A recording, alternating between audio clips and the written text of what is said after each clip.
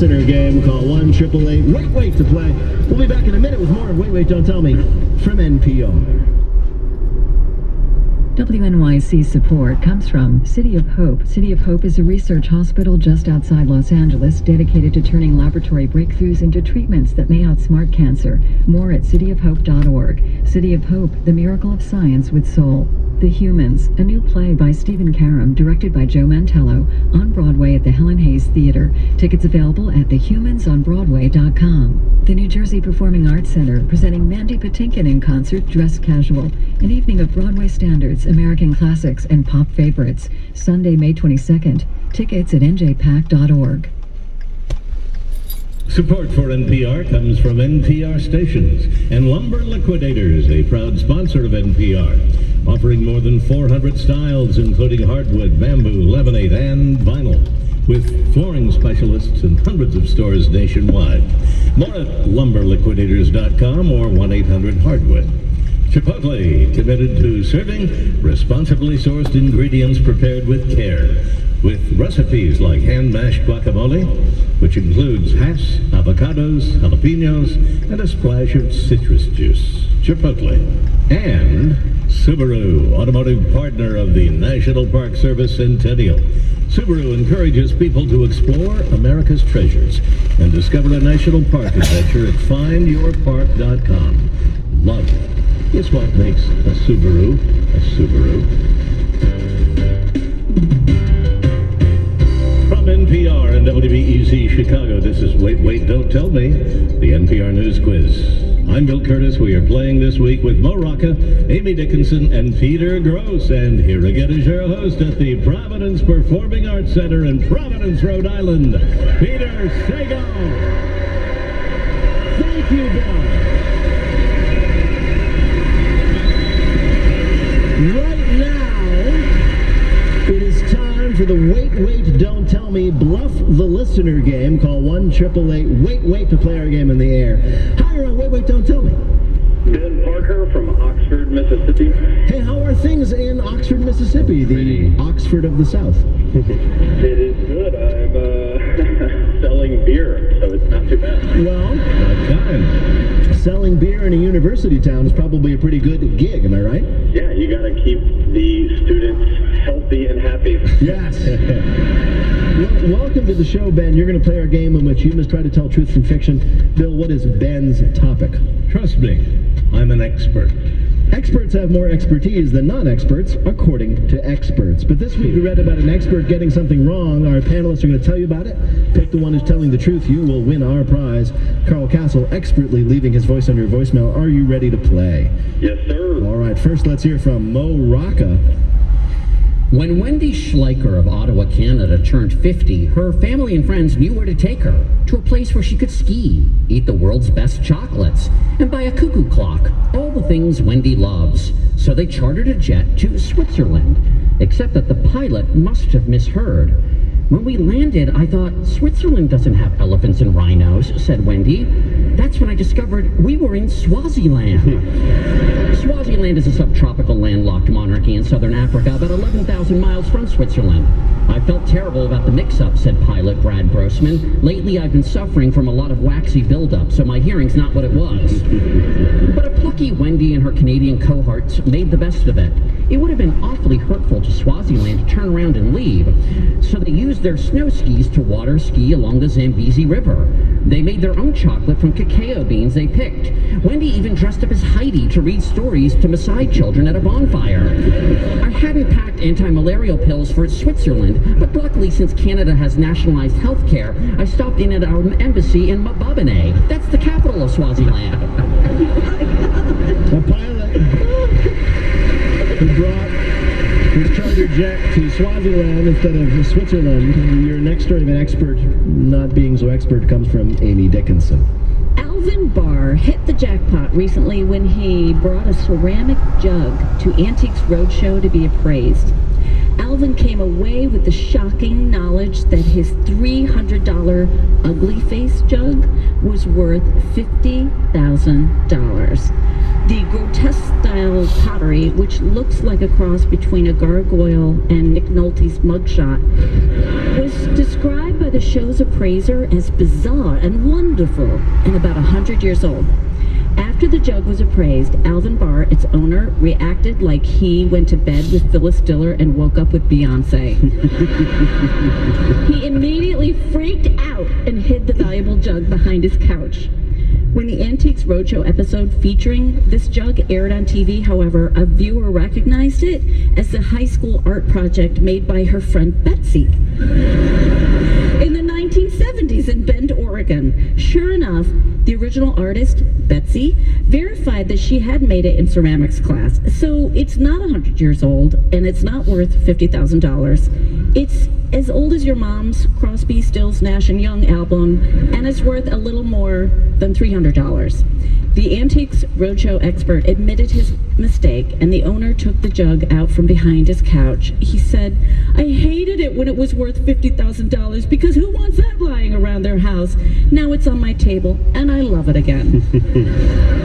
Antiques Roadshow mistakes a high school art project for a valuable antique. Your last story of a guru stepping in doo-doo comes from Peter Gross. Dr. Vincent Benjamin of Palm Springs, California, is one of America's leading experts in the Kama Sutra, the ancient Indian book containing dozens of creative sexual poses with names like the eagle, the bridge, and bandolier. But the Kama Sutra isn't just sexy twister. It can be a way for couples to rekindle the dormant flames of their marriage, which is why this week Dr. Benjamin sold out the symposium he hosted at the Sheraton in Indio, California, entitled More Bang for Your Buck, Spicing Up Your Love Life for Only $50. The 4-hour session ended with Dr. Benjamin introducing the couples in attendance to a new position that he created called the Screaming Lotus. Now, the exact configuration of the bodies in this position is a little tricky to describe on NPR, but suffice to say, it involves significant balancing, rotating, and lifting, and as it turns out, intense muscle pulling and ligament tearing. Because unless you're a Cirque du Soleil performer and your partner is a professional weightlifter, you should probably ease into the Screaming Lotus. All of the couples who tried it didn't even get past the first step and found it a little light on the lotus and a little heavy on the screaming. You wouldn't tell first-time mountain climbers to scale Mount Everest, said Dr. Benjamin. I should have given these couples appropriate warm-up exercises. The couples are threatening to sue the doctor for what is being called the first case of sexual malpractice. All right. So these are your choices. Somewhere, somebody who was supposed to know something got it wrong. Was it from Mo, a pilot who brought his passengers to Swaziland, not Switzerland? From Amy, an Antiques Roadshow appraiser who mistook a high school art project for a valuable antique? Or from Peter Gross, a sexpert who gave his students a homework that was too hard, let's say? Which of these was the real person who misled somebody? I would say the Screaming Lotus feels right, but I'll go with the Antique Roadshow. All right. You might think the Screaming Lotus feels right, but not the people who tried it. So your choice then is Amy and her story of the mistake on Antiques Roadshow. Well, to bring you the correct answer, we talked to someone intimately involved with this story. I made this pot in high school. I was just having fun, and it was appraised for a lot of money. That was Betsy Sewell, the woman who made this pot in high school back in the 70s and saw it on Antiques Roadshow being mistaken for a valuable antique. Congratulations, Ben. You got it right. Amy was telling the truth. You knew that. You've won Carl's voice on your voicemail, and Amy gets a point. Congratulations. Thank you so much for playing. Thank you.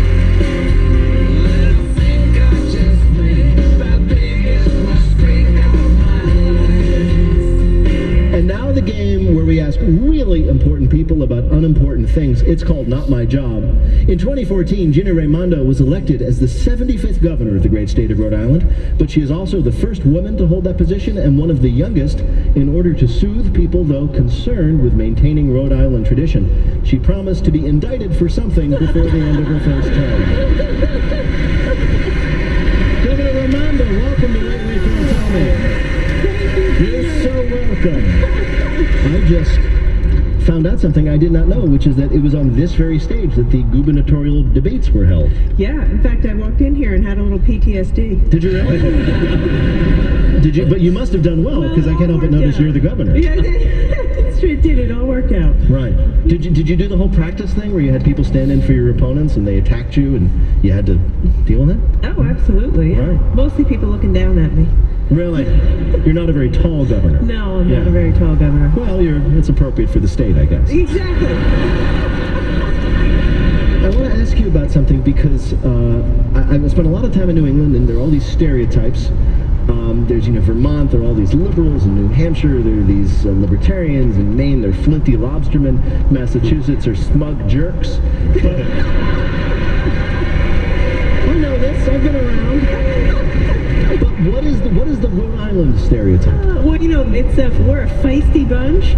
We're unique, little state, big things. Yeah. Little governor, big plans. Yes. Didn't Massachusetts try to invade Rhode Island at one point? No, that's a myth. Is that right? It's a myth. It's not true. Somebody told me that. No, I don't know. I don't know. I've learned as governor, if you say it with authority, you can believe it. Oh, that's good. I have two Rhode Island factoids. Rhode Island has, of all the 50 states in the Union, has the highest percentage of Catholics, and it has the highest rate of alcoholism of all 50 states. I'm not drawing a connection between the two, but No. those are like two statistics. Yeah. I am one of those. And that would be Catholic. That would be Catholic. I see. We know you married out of state, shall we say? I did, which was a source of controversy in my house at the time. Really? Absolutely. He had 2 strikes against him. He wasn't from Rhode Island, and he wasn't Italian. Oh, that's terrible. That was real. He was from the Midwest and German. Oh no. He might as well have been like a Martian or something. Absolutely. Yes. But my brother helped him out. Andy came to my house, and for the first 5 times, my mother called him Anthony, trying to will And it was Easter dinner, and my mother did what she always does, made an amazing meal with 5 courses, antipasto, pasta, lamb, everything.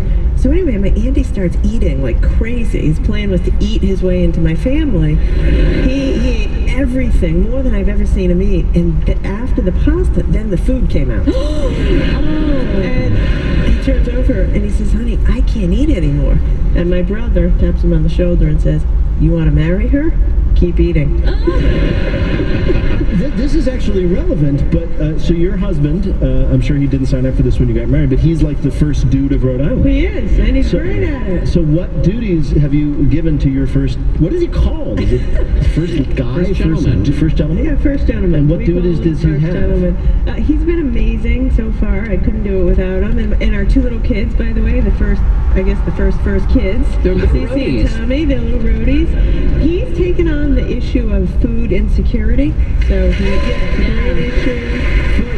Food insecurity, like, oh my God, I don't think I can eat all this food. You mentioned getting people to visit Rhode Island, and there was this. Recently, the Rhode Island Board of Tourism, or something like that, came up with a slogan to induce people to visit this vacation paradise. And can you tell me what that slogan was, Governor Raimondo? I can tell you, it wasn't so hot. It wasn't too hot. No. It was, I feel we should share this with the people of America. The slogan was cooler and warmer. Exactly. All right. Did this come across your desk one day? Governor, here's the new slogan. Yeah. And, Exactly. and what did you say? Not too cool, not too warm. I thought it was just right, but it really didn't work. Is that a menopause thing or something? So have you come up with a new slogan? No, we're deciding to go no slogan. No slogan. I have to say I love that you came up with this slogan and everybody didn't like it and you were like, fine, we won't have a slogan. Slogan like Rhode Island, the passive-aggressive state.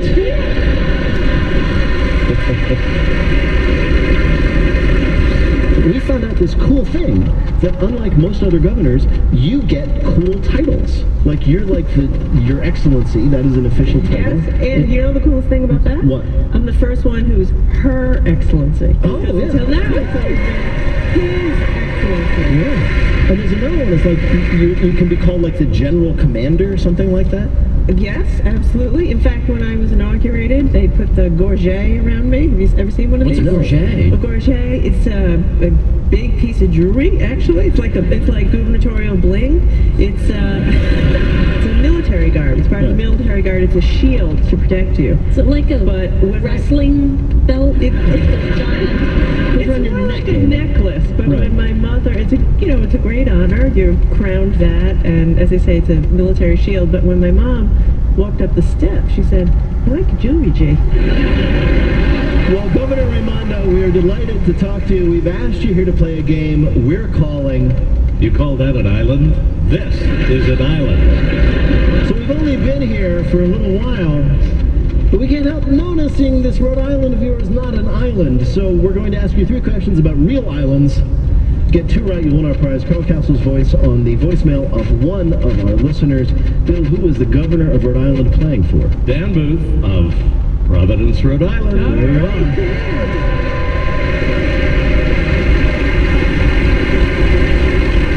So you ready to do this? I'll do my best, Dan. All right. Here is your first question.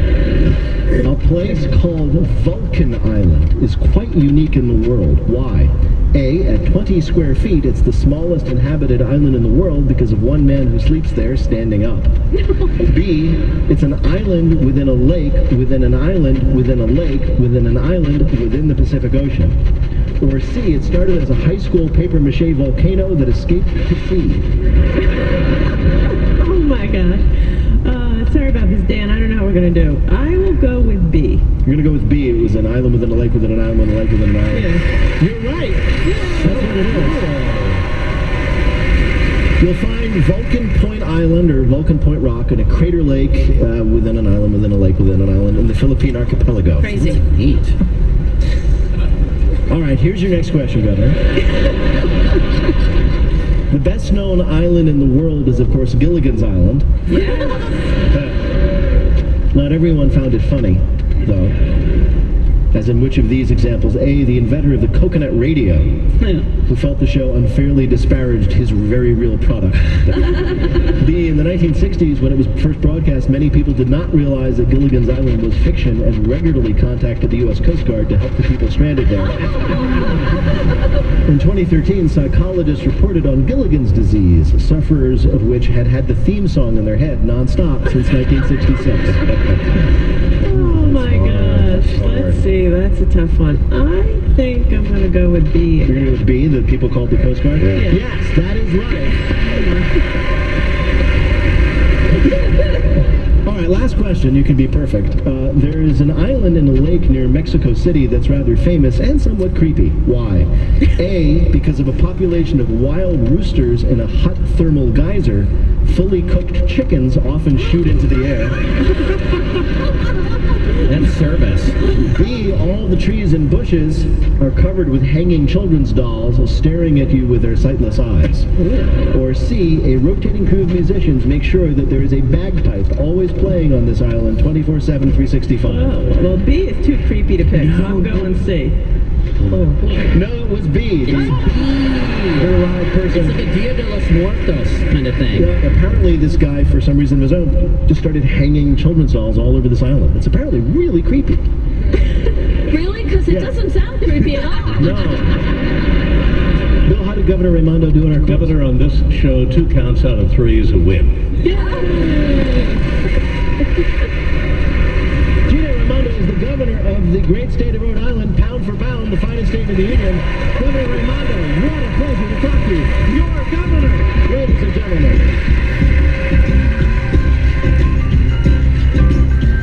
In just a minute, we ring that bell in our listener Limerick Challenge. Call 1-888-WAIT-WAIT to join us in the air. We'll be back in a minute with more of Wait, Wait, Don't Tell Me from NPR. I'm Stephen Dubner. On the next Freakonomics Radio, Boris Johnson, the larger-than-life former mayor of London, stops by the studio and takes his shoes off. No, yeah, I'm going to take a look at this. He shares his secret passions. I collect old cheese boxes. Boris Johnson submits to all of our frequently asked questions. That's next time on Freakonomics Radio.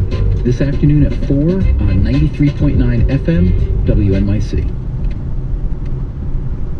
WNYC receives support from Pratt Institute, presenting the Pratt Design Show, a curated showcase of work by Pratt Institute's class of 2016, now through May 16th, free and open to the public. More at pratt.edu/prattdesign. Janovic Paint and Decorating Center, whose newest location in Soho on the corner of Thompson and Broome Streets is now open, featuring Benjamin Moore and Hunter Douglas. More at janovic.com. Wait, Don't Tell Me continues at noon. Radiolab ponders what happens when there's no leader. Starlings, bees, and ants manage just fine. They form amazingly complicated societies. A look at the bottom-up logic of cities, Google, even our brains. On Radiolab at noon on 93.9 FM and on AM 820, it's Ask Me Another. Uzo Aduba, who plays Suzanne Crazy Eyes Warren on Orange is the New Black, talks about her unusual audition for the show. That's Ask Me Another on AM 820, or listen online at WNYC.org.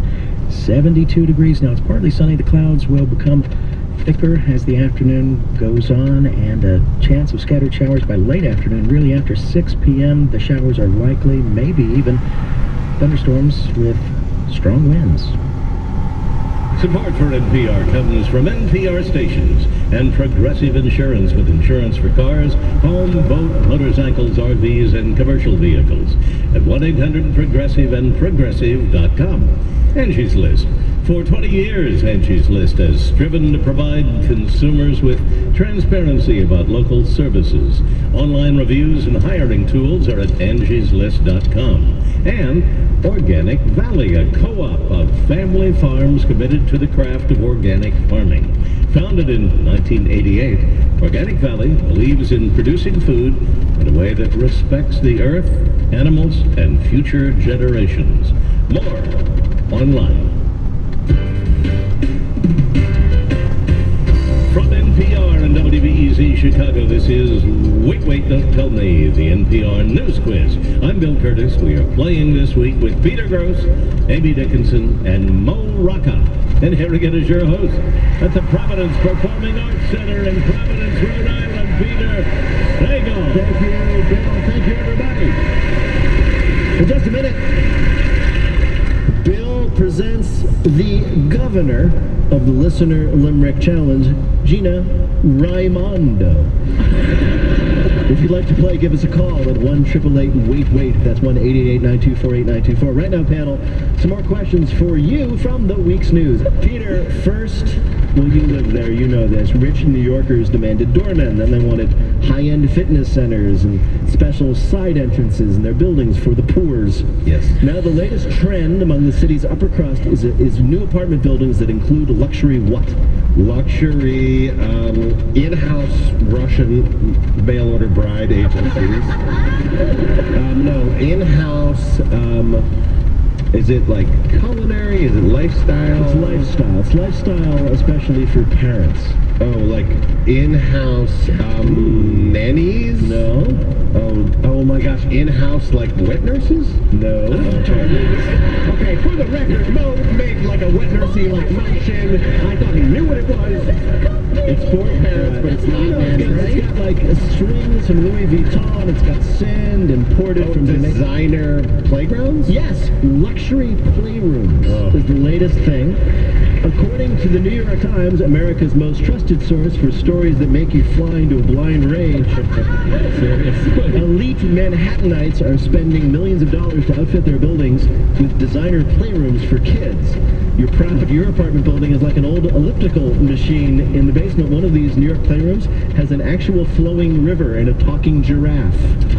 A talking giraffe. The one thing giraffe cannot do. Yeah. Well, it's a playroom. Yes, exactly. The rooms are typically centered around themes like Under the Sea, A Day in the Forest, The Panama Papers. Unrealistic expectations. Yeah. Just wanted to point, by the way, giraffes can't cough. which isn't confusing. I used to work, I used to do a show at Animal Planet, so I had to learn all these animal factoids. And it always struck me as kind of ironic that a giraffe has such a long neck and it can't even cough. If a giraffe can't cough, how does it subtly indicate its presence in the room then? Seriously, you're busy. Giraffe has come in, waiting to catch your attention, doesn't want to be rude. It probably nuzzles you. It leans down. It just lifts its hoof to its mouth and no sound comes out. Which is actually very polite. Yeah. Should they be very good on radio? Very passive-aggressive giraffe. Mo, I still go for the nursing room. It would be good. Yeah, wet nurses should be everywhere. Wet nurses should be everywhere. I'm imagining a nursing room, and there's a talking giraffe, and the giraffe's like, look, I'm a mammal too, but seriously, do I have to see that? Your parents don't love you.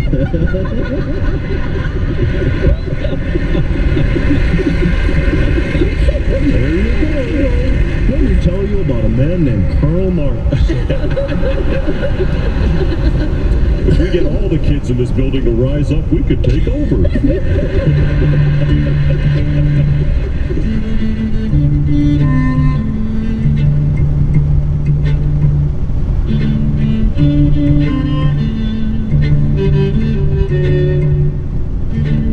Coming up, it's Lightning Fill in the Blank, but first it's the game where you have to listen for the rhyme. If you'd like to play on air, call or leave a message at 1-888-WAIT-WAIT. That's 1-888-924-8924. Or you can click the Contact Us link on our website, which